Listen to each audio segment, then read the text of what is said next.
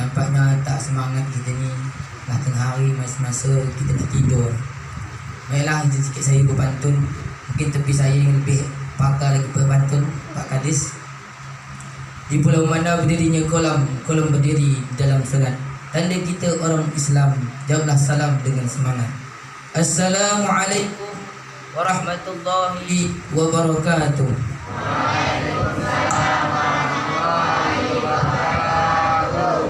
Alhamdulillah. Alhamdulillahi rabbil alamin. Wabihi nasta'in umur dunya waddin.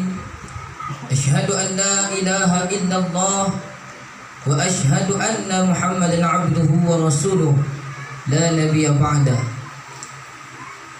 Yang sama-sama kami hormati Bapak Lurah Alai, yang kami hormati Bapak Kades Desa Sungguh, yang kami hormati Bapak Ketua Pengurus Rumah Yatim Ar-Rahman, dan yang kami hormati Bapak Pengurus dan Ibu-ibu Pengurus Anak Yatim yang berada di Kelurahan Alai, dan yang kami hormati Bapak-bapak dan Ibu-ibu yang berkesempatan hadir pada siang yang berbahagia ini, yang kami hormati orang tua kami, adik pandai yang berkesempatan hadir pada siang yang berbahagia ini, dan yang kami banggakan anak-anak kami, adik-adik kami yang berada di sini, yang berada di rumah anak yatim Ar-Rahman.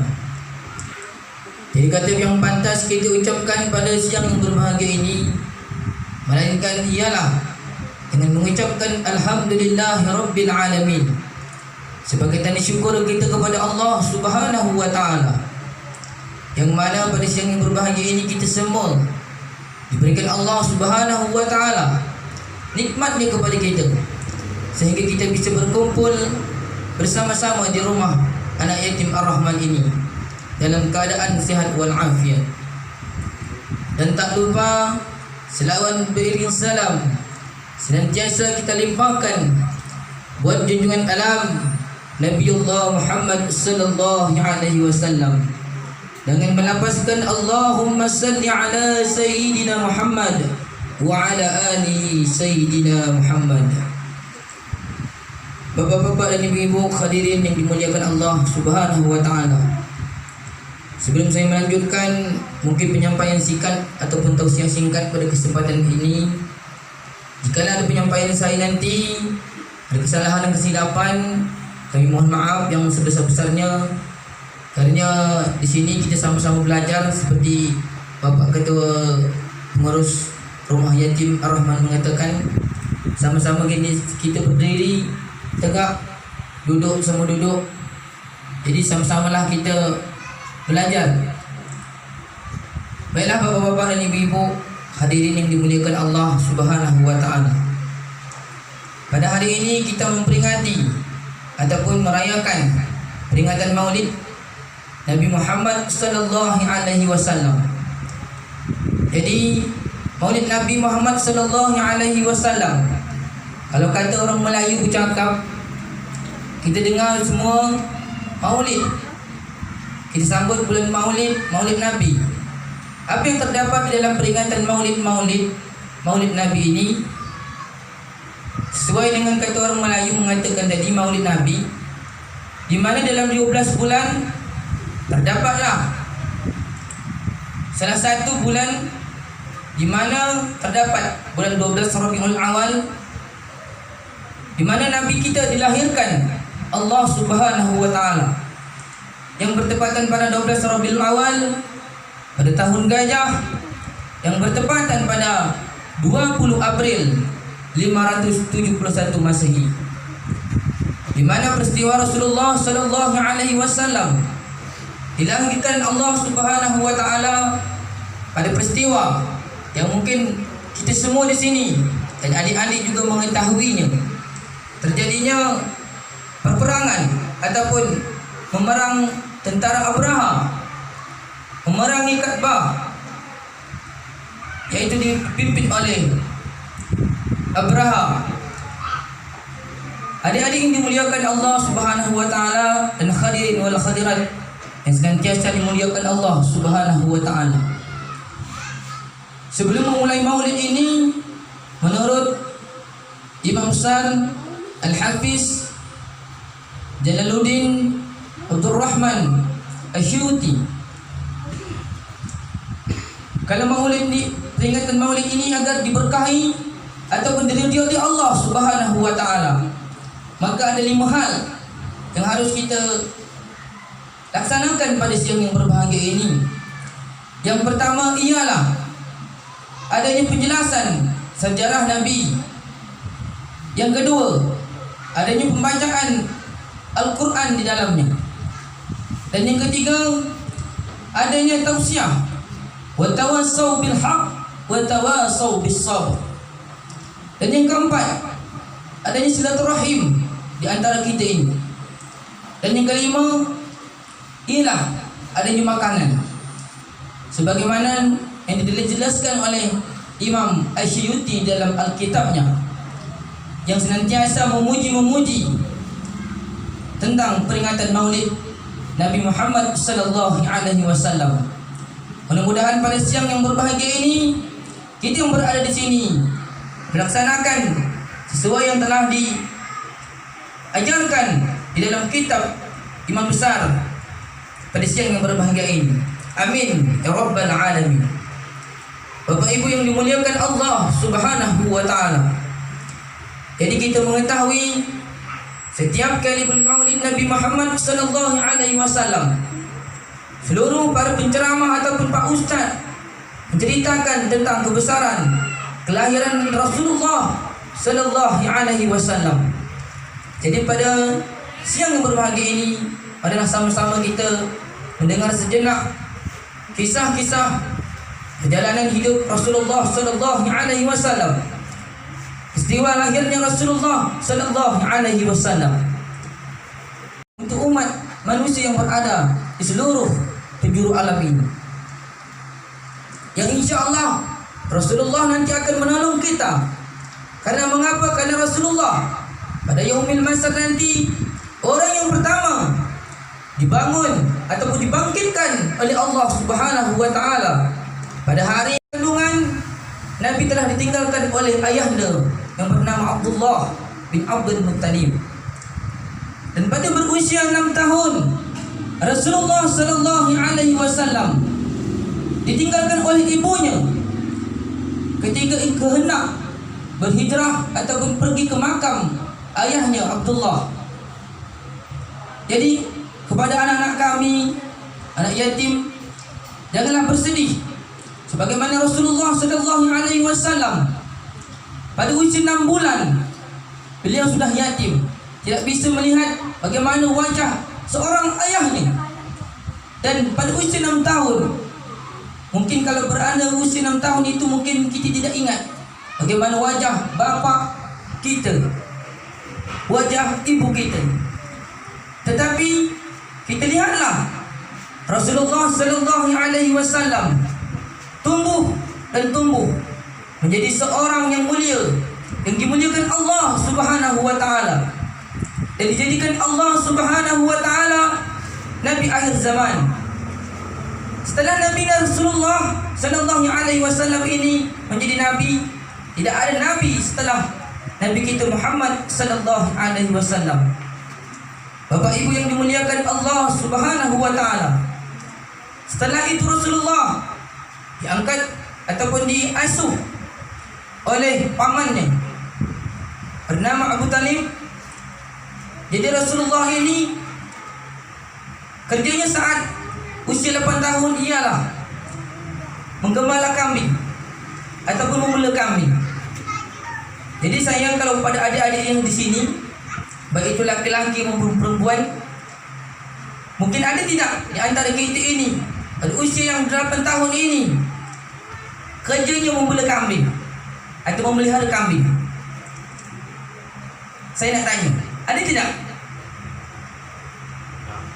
Mungkin tidak ada. Tapi gitulah Rasulullah sallallahu alaihi wasallam pada usia 8 tahun memelihara kambing, dan saat remaja Rasulullah diajarkan oleh pamannya untuk berdagang, menjadi seorang pedagang yang ulung, menjadi pedagang yang jujur, sehingga Rasulullah sallallahu alaihi wasallam ini mendapat julukan Al-Amin, yang artinya ialah orang yang terpercaya.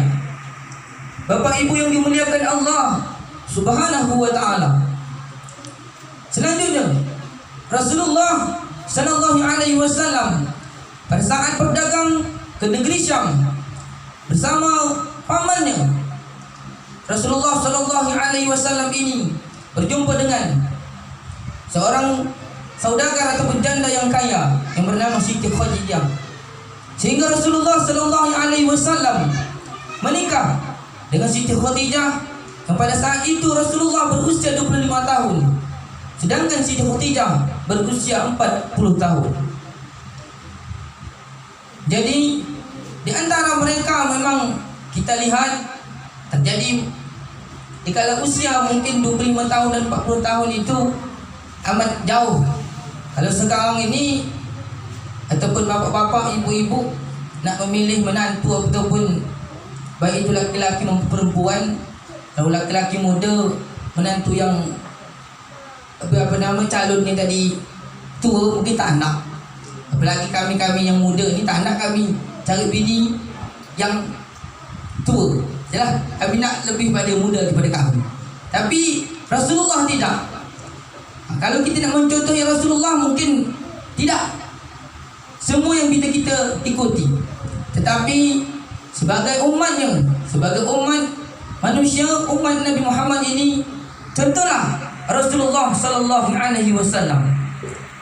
Bapak Ibu yang dimuliakan Allah Subhanahu wa taala, Rasulullah sallallahu alaihi wasallam diangkat menjadi rasul dan nabi pada berusia 40 tahun. Pada berusia 40 tahunlah Rasulullah sallallahu alaihi wasallam mendakwahkan, berjuang di ajaran Allah, mensyiarkan syiar Islam, sehingga kita bisa merasakan nikmatnya iman, tahunya Islam pada saat sekarang ini. Mungkin kalau tak ada Rasulullah sallallahu alaihi wasallam yang memperbaguskan akhlak manusia pada saat itu, mungkin sekarang ini tidak tahu mana yang benar, mana yang salah, mana yang haram, mana yang halal. Jadi sangat bersyukur kita di umat yang akhir zaman ini menjadi umat Nabi Muhammad sallallahu alaihi wasallam. Karena mengapa tadi orang yang dibangkitkan pertama oleh Allah Subhanahu wa taala ialah Rasulullah sallallahu alaihi wasallam. Kalau ingin kita bersama berada dalam barisan Rasulullah sallallahu alaihi wasallam, maka banyak-banyaklah kita mengingat dan menteladani dengan mencontohi akhlak Rasulullah sallallahu alaihi wasallam. Dan dengan memperbanyak selawat kita kepada Rasulullah, maka Rasulullah akan memberikan syafaat kita, memberikan syafaatnya kepada kita semua umat Nabi Muhammad sallallahu alaihi wasallam. Hadirin wal hadirat yang dimuliakan Allah Subhanahu wa taala. Jadi Rasulullah ini memiliki kelebihan di antara umat manusia.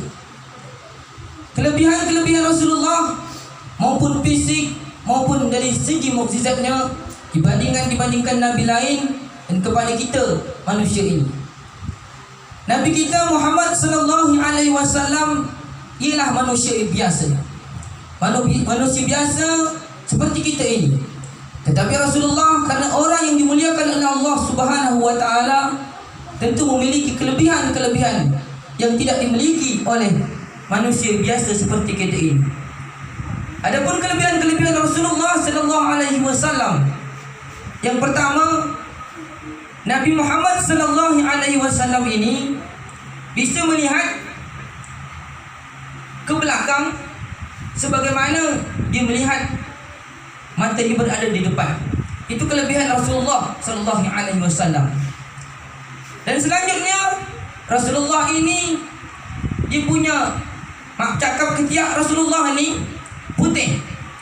Ketiak Rasulullah ini putih dan tidak memiliki rambut ataupun tidak berbulu lah dalam bahasa kita orang Melayu.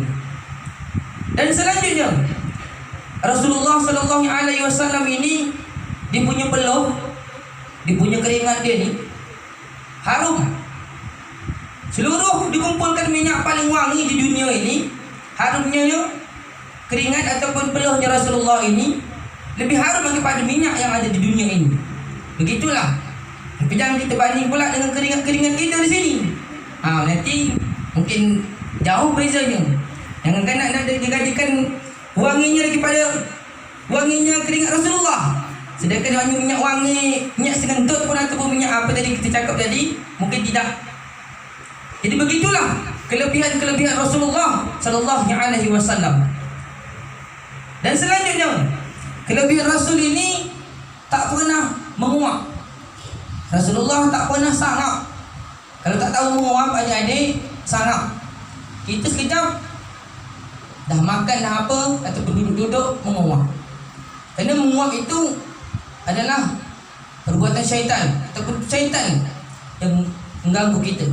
Jadi Rasulullah kerana manusia yang dimuliakan Allah Subhanahu wa taala, Rasulullah sallallahu alaihi wasallam tidak menguap. Dan selanjutnya, kelebihan Rasulullah ini, Rasulullah kalau berdiri maupun duduk tetap tinggi, tetap lebih tinggi daripada orang yang tinggi. Walaupun orang di mata kita melihat orang itu tinggi, tapi tetap kalau berdiri lebih tinggi sedikit oleh Rasulullah sallallahu alaihi wasallam. Dan walaupun dia duduk juga lebih tinggi dalam duduk itu, di duduknya daripada orang-orang yang lebih tinggi dari duduknya Rasulullah sallallahu alaihi wasallam. Begitulah kelebihan-kelebihan Rasulullah sallallahu alaihi wasallam.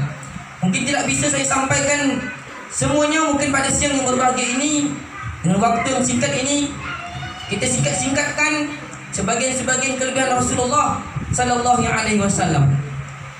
Dan selanjutnya, Rasulullah sallallahu alaihi wasallam ini darahnya berkah.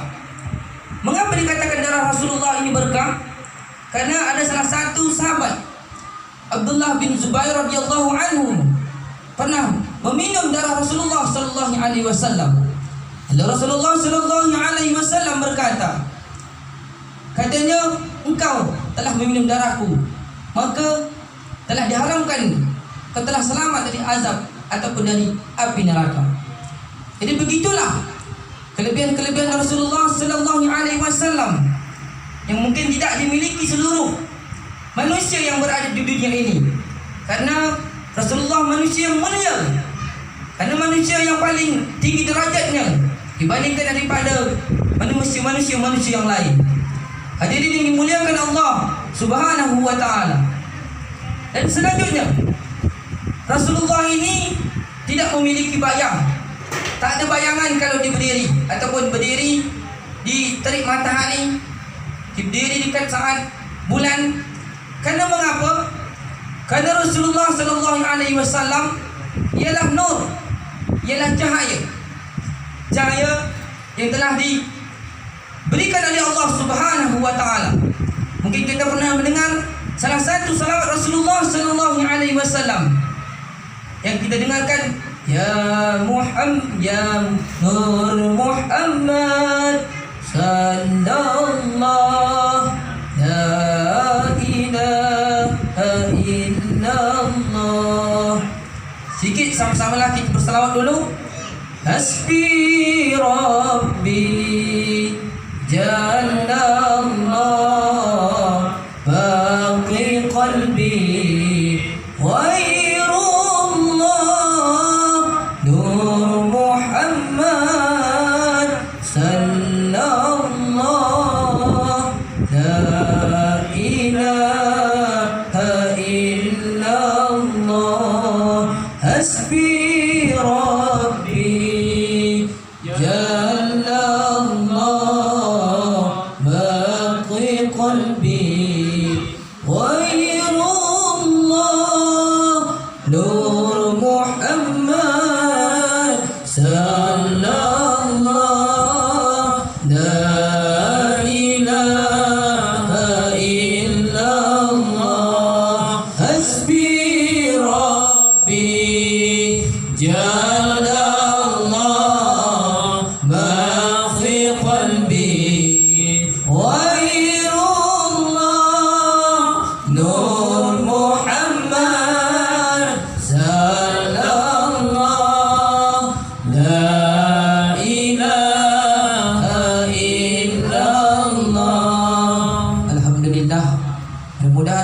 berbanyak berselawat kepada Rasulullah sallallahu alaihi wasallam, kita akan mendapatkan syafaatnya nanti. Jangan bosan-bosannya kita semua untuk berselawat. Kerana selawat sangat ringan untuk mengerjakan selawat ini. Sambil kita duduk boleh kita berselawat, sambil kita berbaring juga kita boleh berselawat, dan sambil kita bekerja juga boleh berselawat kepada Rasulullah sallallahu alaihi wasallam. Mungkin banyak selawat, macam-macam selawat yang diajarkan oleh Rasulullah sallallahu alaihi wasallam dan para sahabat kepada kita semua. Yang paling singkat itu ialah Allahumma salli ala Sayyidina Muhammad wa ala alihi Sayyidina Muhammad. Bapak-bapak, ibu-ibu yang dimuliakan Allah Subhanahu wa taala. Jadi banyak kelebihan Rasulullah sallallahu alaihi wasallam tadi yang kita sama-sama kita dengarkan dibandingkan manusia lain.